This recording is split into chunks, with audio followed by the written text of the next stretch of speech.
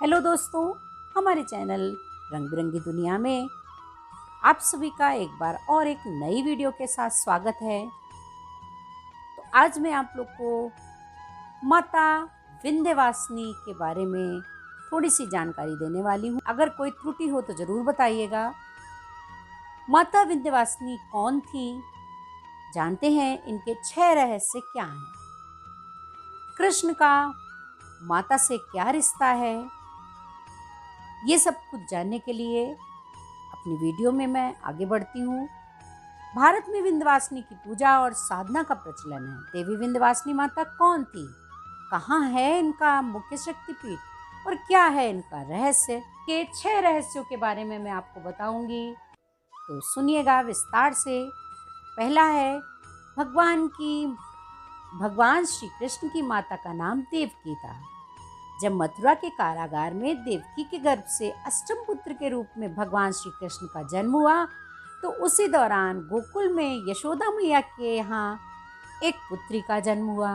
वसुदेव जी बाल कृष्ण को लेकर कारागार से निकलकर यमुना पार कर गोकुल पहुँचे और उन्होंने उसी रात में बाल कृष्ण को यशोदा मैया के पास सुला दिया और वे उनकी पुत्री को उठा कर ले आए। ये कार्य भगवान की माया से हुआ। गर्ग पुराण के अनुसार भगवान कृष्ण की माँ देवकी के 7वें गर्भ को योग माया ने ही बदलकर रोहिणी के गर्भ में पहुंचाया था, जिससे बलराम का जन्म हुआ। बाद में योग माया ने यशोदा के गर्भ से जन्म लिया। तो ये हैं माता विंध्यवासिनी। इनका दूसरा रहस्य है, यशोदा के गर्भ से जन्म लेने के बाद नंद बाबा जी ने जब उनको बालक के रूप में परिवर्तित किया और जब कंस जी आए, कंस ने जब उनको मारना चाहा और पृथ्वी पर जैसे ही पटका तो वो कूदकर विंध्याचल पर्वत पर गिरी और वहीं पर उनका माता रानी का मंदिर है, जिसको विंध्यवासिनी नाम से जाना जाता है। दूसरी जानकारी के अनुसार भगवान विष्णु की आज्ञा से माता योग माया ने ही यशोदा मैया के यहाँ पुत्री रूप में जन्म लिया। इसके बाद में नाम का नंशा रखा गया। कंस से बाल कृष्ण को बचाने के लिए ही योग माया ने जन्म लिया था।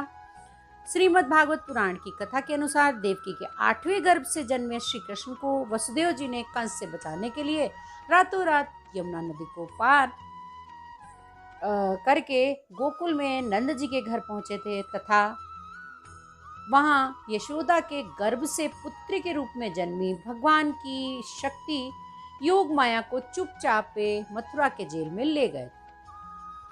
कहते हैं योग माया ने यशोदा के गर्भ से जन्म लिया था। इनके जन्म के समय यशोदा गहरी नींद में थी और उन्होंने इस बालिका को देखा भी नहीं था। जब आंख खुली तो उन्होंने अपने पास पुत्र को पाया, जो कि भगवान श्री कृष्ण जी ही थे। अब जानते हैं तीसरा रहस्य। जब कंस को देवकी की 8वीं संतान के जन्म का समाचार मिला तो वह कारागार में पहुंचे। उसे यह सुनकर आश्चर्य हुआ कि पुत्र की जगह कन्या का जन्म कैसे हुआ।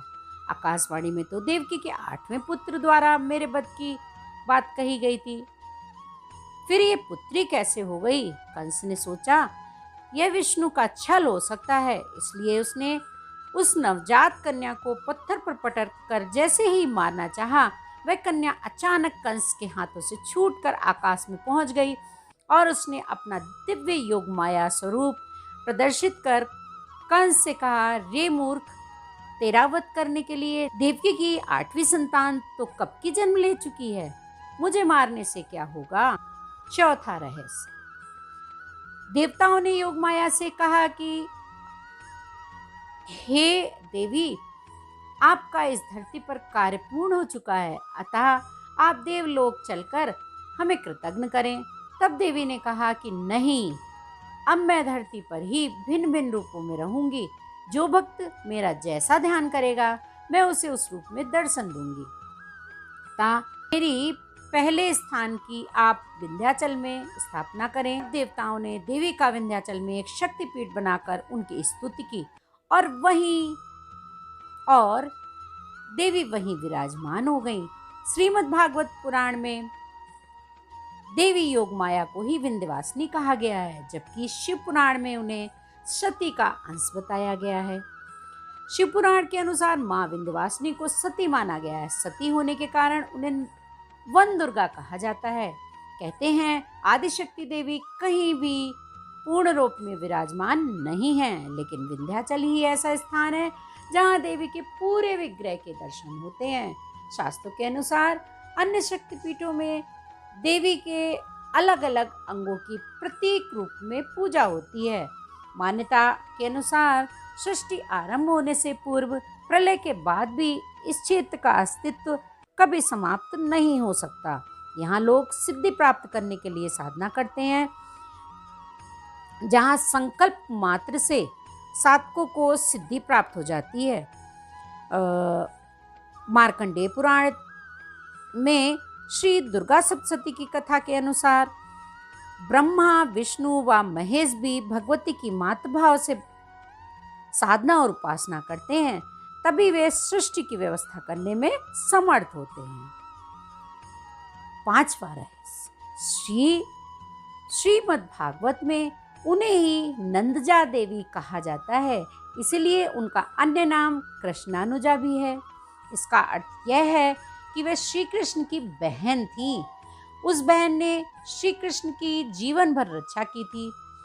इन्हीं योग माया ने कृष्ण के साथ योग विद्या और महाविद्या बनकर कंस, चाणूर और मुष्टिक आदि शक्तिशाली असुरों का संहार कराया, जो कंस के प्रमुख मल माने जाते हैं।